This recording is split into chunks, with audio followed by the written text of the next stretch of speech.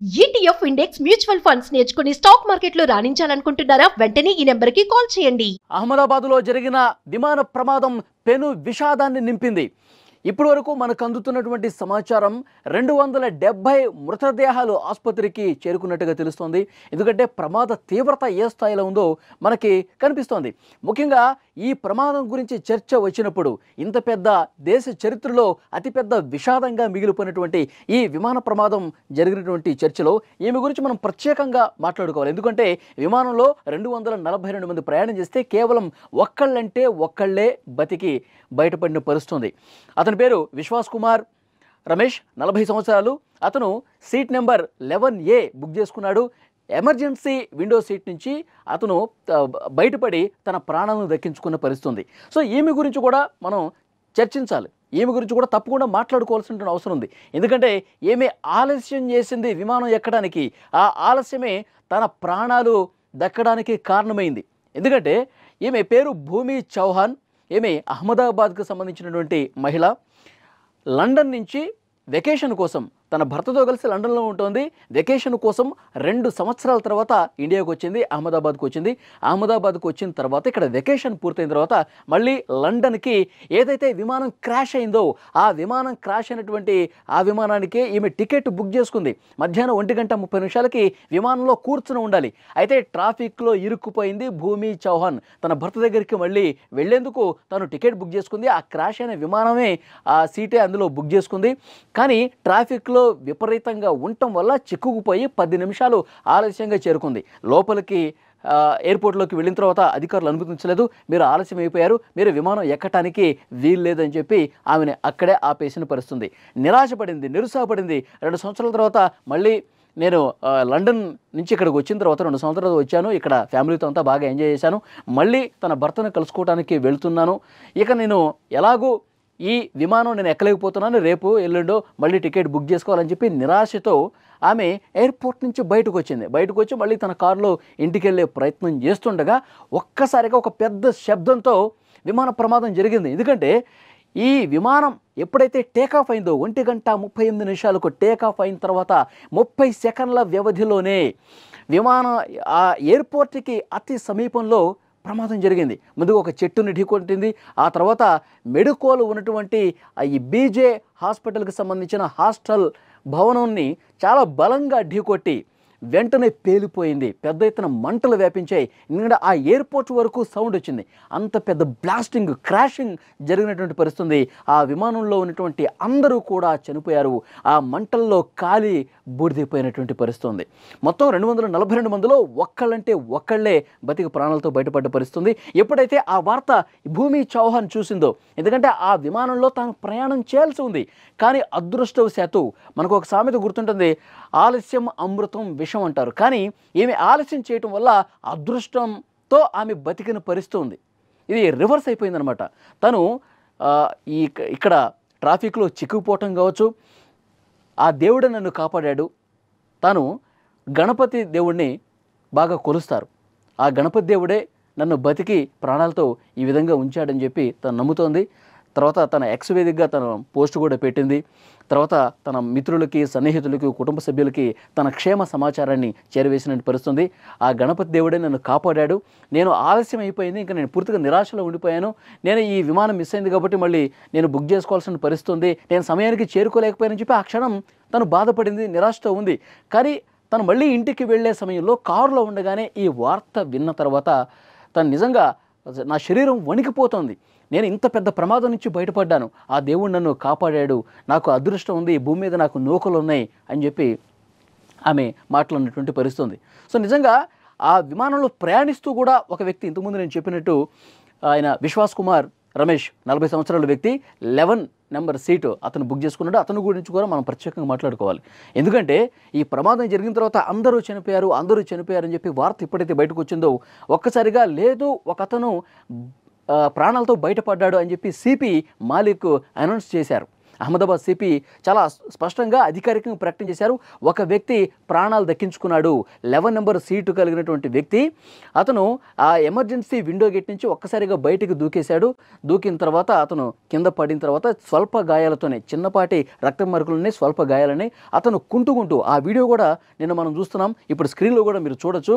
అతను కుంటుకుంటూ అంబులెన్స్ ఎక్కే ప్రయత్నం చేస్తున్నాడు. అక్కడ చుట్టుపక్కల వాళ్ళతో మాట్లాడుతున్నాడు.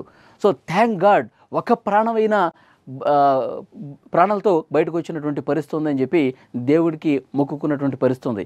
సో అతను కూడా ఇక్కడ ఫ్యామిలీని కలవటానికి వచ్చాడు. మళ్ళీ లండన్కి వెళ్ళటానికి బుక్ చేసుకున్నాడు. 11 నెంబర్ సీటు బుక్ చేసుకున్నాడు. ఎమర్జెన్సీ విండో గేట్ పక్కనే ఆ సీటు ఉండటంతో నేను ఈరోజు ప్రాణాలతో బతికి బయటపడ్డాను. ఎందుకంటే మిగతా వాళ్ళందరూ 242 మంది ఉంటే 241 మంది సజీవ దహనం అయిపోయారు, మంటల్లో చిక్కుకుని చనిపోయారంటే ఎంత దారుణమైనటువంటి పరిస్థితి. అంటే ఆ ప్రమాదం నుంచి బయటపడ్డప్పుడు అసలు నిజంగా ఒక షాక్కి గురింటాడు. తనకి ఏమి మైండ్ కాసేపు పనిచేయ ఉండదు, పూర్తిగా ఒక బ్లాంక్ అయిపోయి ఉంటాడు. సో ఎలాగో ఆ దేవుడి దయ వల్ల ప్రాణాలు దక్కించుకున్నానని చెప్పి అతను చెప్తా ఉన్నాడు. ఆసుపత్రిలో చికిత్స పొందుతున్నాడు. నిన్న హోంమంత్రి అమిత్ షా పరామర్శించారు. ఈరోజు ప్రధాని నరేంద్ర మోదీ కూడా సంఘటనా స్థలాన్ని పూర్తిగా పరిశీలించి అసలు ఈ ప్రమాదానికి కారణం ఏంటి అధికారులతో మాట్లాడబోతున్నారు. నిష్పక్షపాతంగా దర్యాప్తు చేయండి, కారణం ఏంటి, ఇది సాంకేతిక సమస్య వల్ల ఈ ప్రమాదం జరిగిందా లేకపోతే వేరే కారణాలు ఏమన్నా ఉన్నాయా, ఇవన్నీ కూడా బయటికి రావాల్సి ఉంది. ఇప్పుడే అధికారులకు ఆదేశాలు జారీ చేశారు. నిష్పక్షపాతంగా విచారణ కూడా ప్రారంభమైనటువంటి పరిస్థితి ఉంది. సో ఇప్పుడు చర్చ అంతా ఒక విషయం గురించే జరుగుతుంది. అసలు ఈ ప్రమాదానికి సాంకేతిక సమస్య ఎందుకు ఉంటే, ఒకవేళ గుర్తించకపోవటానికి రీజన్ ఏంటి, దీని మీద పెద్ద ఎత్తున చర్చ జరుగుతోంది. సో వీళ్ళందరూ కొంత ప్రాణాలు దక్కించుకున్నారు. ఏమేమో విమానం ఎక్కకుండానే ఆలస్యం కావటం వల్ల ప్రాణాలు దక్కించుకుంది. ఒక అతను అదృష్టవశాత్తు ఆ విండో సీట్, ఎమర్జెన్సీ విండో ఏదైతుందో అక్కడి నుంచి దూకి ప్రాణాలు దక్కించుకున్నాడు. కేవలం 2 బతికిపోయిన పరిస్థితి ఉంది. కానీ ఇంత పెద్ద ప్రమాదం దేశ చరిత్రలోనే అత్యంత విషాదకర ప్రమాద ఘటనల్లో ఒకటిగా నిలిచిపోతుంది. ఇందులో గుజరాత్ మాజీ ముఖ్యమంత్రి విజయ్ రూపానీ కూడా ఉన్నారు. ఆయన గురించి మనం ప్రత్యేకంగా మాట్లాడుకోవాలి. మృదు స్వభావి, రాజకీయాల్లో తనదంటూ ఒక ప్రత్యేకమైన ముద్ర వేశారు. తన కుమార్తె అక్కడ లండన్లో ఉన్నారు, వారిని కలవటానికి వెళ్తూ ఉన్నారు విజయ్ రూపానీ. సో ముందుగా ఆయన ఈ విమానంలో లేడని చెప్పి కూడా ప్రచారం జరిగింది. ఆ తర్వాత ఆయన టికెట్ బుక్ చేసుకోవటం, బోర్డింగ్ అయినట్టుగా కూడా కొంత సమాచారం బయటికి రావడంతో ఆ మృతుల్లో విజయ్ రూపానీ కూడా ఉన్నారు అని చెప్పి అప్పుడు అఫీషియల్గా అనౌన్స్మెంట్ వచ్చింది. సో ఇప్పుడు ప్రస్తుతం చర్చ అంతా కాక్పిట్ వాయిస్ రికార్డర్లో ఏముంది. Cockpit voice recorder black box, ఆ కాక్పిట్లో ఎందుకంటే ఏదైనా ప్రమాదం జరిగినప్పుడు, ప్రమాద సంకేతం వచ్చినప్పుడు వెంటనే అత్యవసర పరిస్థితి వచ్చినప్పుడు ఏటీసీకి సమాచారం అందిస్తారు. మేడే మేడే మేడే అని చెప్పి. మేడే అంటే ఇది ఒక ఫ్రెంచ్ పదం, నాకు సహాయం చేయండి అని దీని అర్థం. సో విమాన ప్రమాదాల్లో కావచ్చు, నౌక ప్రమాదాల్లో కావచ్చు, మేడే అనేది చాలా ఇంపార్టెంట్ ఉన్నటువంటి కీలకమైనటువంటి వాయిస్ అనమాట. మేడే అని చెప్పి 3 సార్లు ఏటీసీకి వచ్చింది ఇన్ఫర్మేషన్. ఏటీసీ రియాక్ట్ అయ్యేలోపే పెద్ద బ్లాస్ట్తో ఈ విమాన ప్రమాదం జరిగినటువంటి పరిస్థితి ఉంది. ఇప్పుడు పైలట్, కోపైలట్ విమాన ప్రమాదం జరిగిన సమయంలో ఏం మాట్లాడారు, ఈ ప్రమాదం జరుగుతుందని చెప్పి వాళ్ళు గ్రహించినప్పుడు, ఎందుకంటే 650 మీటర్ల ఎత్తుకి, అడుగుల ఎత్తుకి వెళ్ళినప్పుడు విమానం ఒక్కసారిగా టేకాఫ్ పరిపూర్ణంగా జరుగుంటే కనుక ఆ 650 అడుగుల నుంచి ఇక పైకే ఎగురుతుంది. కానీ 650 అడుగుల తర్వాత మెల్లమెల్లగా కిందికి దిగిపోతూ చెట్టును తగిలి, ఆ తర్వాత ఆ మెడుకోలు ఉన్నటువంటి హాస్టల్ భవనాన్ని బలంగా ఢీకొట్టి క్రాష్ అయిపోయి అందులో ఉన్నటువంటి ప్రయాణికులు కావచ్చు, స్టాఫ్ కావచ్చు, అందరూ కూడా కాలి బూడిదైనటువంటి పరిస్థితి ఉంది. సో ఆ కిందకి జారిపోతున్నటువంటి ఆ పర్టికులర్ ఆ సమయంలో పైలట్, కోపైలట్ ఏం మాట్లాడుకున్నారు, ఏటీసీకి ఎలాంటి ఇన్ఫర్మేషన్ ఇచ్చారు, ఇదంతా కాక్పిట్ వాయిస్ రికార్డర్లో నిక్షిప్తమై ఉంది. సో ఇప్పుడు అధికారులు ఆ కాక్పిట్ వాయిస్ రికార్డర్ ఆ శిథిలాల్లో ఎక్కడుందో వెతుకుతూ ఉన్నారు. ఎందుకంటే ఆ భవనాన్ని బలంగా ఢీకొట్టినప్పుడు ఆ ఏరోప్లేన్కు ఉన్నటువంటి ఆ టైర్లు కావచ్చు, విడిభాగాలు కావచ్చు, అన్నీ కూడా తునాతునకలైపోయింది, మంటల్లో కాలిపోయినటువంటి పరిస్థితి. అంత పెద్ద ఎత్తున బ్లాస్ట్ ఎందుకు వచ్చింది, అంత విపరీతంగా మంటలు ఎందుకు వచ్చాయంటే దీనికి ప్రధానమైన కారణం అహ్మదాబాద్ నుంచి లండన్కు వెళుతోంది. అంటే దాదాపు కొన్ని వేల కిలోమీటర్ల దూరం కాబట్టి 1,25,000 లీటర్ల ఇంధనం ఉంది. మిగతా వాహనాల్లో ఇంధనానికి దీనికి తేడా ఏంటంటే విమానంలో వాడేటువంటి ఇంధనం చాలా పవర్ఫుల్ అనమాట, చాలా హైలీ ఫ్లేమబుల్, మంటలు విపరీతంగా వస్తాయి, కాలిపోతాయి అనమాట. చెట్లు కూడా పచ్చని చెట్లు కూడా మాడి మసైపోయేటువంటి పవర్ఫుల్ ఇంధనం విమానాల్లో వాడతారు. సో అలాంటిది మనిషి శరీరం పూర్తిగా కాలిపోయి బూడిదపై గుర్తుపట్టని స్థాయిలో బూడిదైపోయిన పరిస్థితి ఉందంటే చాలా మృతదేహాలు అసలు కనిపించకుండా పోతున్నటువంటి పరిస్థితి. అంత దారుణంగా ఉందంటే ఆ ఇంధనం అంత హైలీ ఫ్లేమబుల్ కాబట్టి, అంత పవర్ఫుల్ ఇంధనం కాబట్టి ఈ స్థాయిలో పెను విషాదం జరిగినటువంటి పరిస్థితి ఉంది.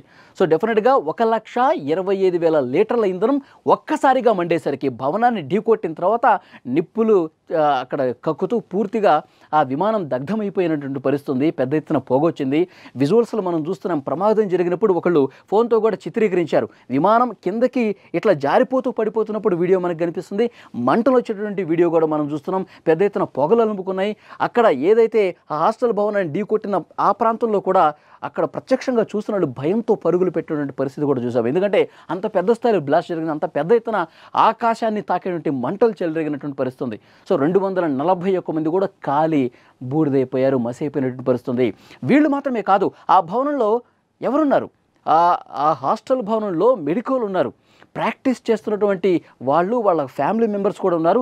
60 నుంచి 70 మంది వరకు ఉన్నారంట. సో వాళ్ళు కూడా అసలు వాళ్ళ లెక్క ఏంటో కూడా ఇంకా తెలియాల్సిన అవసరం ఉంది. 20 మందికి పైగా ఇప్పటివరకు చనిపోయినట్టుగా తెలుస్తుంది. ఇంకా వివరాలు రావాల్సి ఉంది. ఇంకా పూర్తిగా వెలుగు తీస్తూ ఉన్నారు. మృతదేహాలకు సంబంధించి DNA టెస్టులు చేస్తూ ఉన్నాయి. కుటుంబ సభ్యులకు అప్పగించాలంటే మృతదేహం గుర్తుపట్టలేని స్థితిలో ఉంది కాబట్టి వాళ్ళు DNA టెస్టులు చేస్తూ ఉన్నారు వాళ్ళ కుటుంబ సభ్యులకి అందించడానికి. ఇంకా ఈ మెడికల్ కూడా, ఈ డాక్టర్స్ కూడా 60 నుంచి 70 మందిలో ఎంతమంది క్షతగాత్రులు ఉన్నారో, ఎంతమంది వరకు బతికి బట్ట కట్టే పరిస్థితి ఉన్నది కూడా తెలియని సిచ్యువేషన్ ఉంది. సో ఇప్పటికే టాటా సంస్థ స్పందించింది. టాటా ఎయిర్లైన్స్ ₹1 కోటి ఎక్స్గ్రేషియా కూడా మృతుల కుటుంబాలకు ప్రకటించినటువంటి పరిస్థితి ఉంది. ఈరోజు ప్రధానమంత్రి సంఘటన స్థలాన్ని పరిశీలిస్తారు. ఆసుపత్రిలో చికిత్స పొందుతున్న ప్రాణాలతో బయటపడ్డ వ్యక్తి అతను కూడా పరామర్శించి కొన్ని వివరాలు తీసుకునేటువంటి అవకాశం కనిపిస్తుంది. ఇంకా డాక్టర్స్ కొంతమంది క్షతగాత్రులు ఉన్నారు. వాళ్ళను కూడా ప్రధానమంత్రి వాళ్ళు పరామర్శిస్తున్నారు. ఇంత పెద్ద విపత్తు నుంచి, ఇంత పెద్ద విషాదం నుంచి, ఇంత పెద్ద ప్రమాదం నుంచి భూమి చావ్లా ఈమె బతికి బయటపడ్డ పరిస్థితుంది. ఈ భూమి అహ్మదాబాద్లోనే ఉంటారు. అహ్మదాబాద్లోనే పుట్టి పెరిగారు. 2 సంవత్సరాల తర్వాత వెకేషన్ కోసం వచ్చారు. తన భర్తతో కలిసి లండన్లో ఉంటుంది. వెకేషన్ కోసం 2 ఏళ్ల తర్వాత లండన్ నుంచి ఈ భూమి చావ్లా అనేటువంటి మహిళ వచ్చారు. వెకేషన్ పూర్తయిపోయింది. తిరుగు ప్రయాణం అవుతున్నారు. ఈ ప్రమాదం జరిగినటువంటి విమానానికి మధ్యాహ్నం 1:30 బయలుదేరే విమానంలోనే టికెట్ ఏమి బుక్ చేసుకుంది. ప్రాణాలు దక్కించుకుంది. ఆలస్యం కావటం వల్ల ట్రాఫిక్ లేట్ అయిపోయింది అని చెప్పి హడావుడిగా హరీబరీగా ఆమె ప్రతి సిగ్నల్ దగ్గర నేను త్వరగా వెళ్ళిపోవాలి, ఎయిర్పోర్ట్కి త్వరగా వెళ్ళాలి, విమానం త్వరగా ఎక్కాలి, నా ఫ్లైట్ మిస్ అయిపోతుందని చెప్పి ఆందోళనతో ఆతురతో పడుతుంది. కానీ ఆ ఆందోళన, ఆ ఆతురత ఆమె ఏదైతే ఇబ్బంది పడుతూ ఉందో దాని వెనకాల ఆ లేట్ కావటం అనేది ఎంత మంచి చేసిందో చూడండి. ఆమె ఆ ఫ్లైట్ ఎక్కి ఉంటే గనక ఈరోజు ఈమె కూడా మృతుల లిస్టులో చేరేది. కానీ ఆ దేవుడే నన్ను బతికించాడు, నేను కొలిచే ఆ గణేశుడే బతికించాడని చెప్పి ఈమె ఆ బాడీ షేక్ అయిపోతుంది మాట్లాడుతున్నటువంటి వీడియో చూస్తుంటే. ఆ దేవుడు నన్ను బతికించాడు, మరొకసారి విమానంలో ప్రయాణం చేయాలంటే నా వెన్నులో వణుకు పుడుతుందని చెప్పి ఈమె మాట్లాడుతున్న పరిస్థితుంది. నిజంగా ఈమెకి అదృష్టం ఉంది, ఇంకా భూమి మీద నౌకలు ఉన్నాయి కాబట్టి బతికిందని చెప్పి వాళ్ళ కుటుంబ సభ్యులు కూడా చెప్తున్నారు. సో డెఫినెట్గా మరొక వ్యక్తి 11 నెంబర్ సీట్ దగ్గర ఉన్నటువంటి విశ్వాస్ కుమార్ రమేష్, 40 సంవత్సరాల వ్యక్తి. అతను కూడా లండన్లో ఉంటున్నాడు. ఇక్కడ భారతీయ సంతతికి సంబంధించినటువంటి వ్యక్తే. అతను కూడా ప్రాణాలు దక్కించుకున్నాడు. ఈరోజు అతన్ని పరామర్శిస్తారు ప్రధానమంత్రి మోదీ.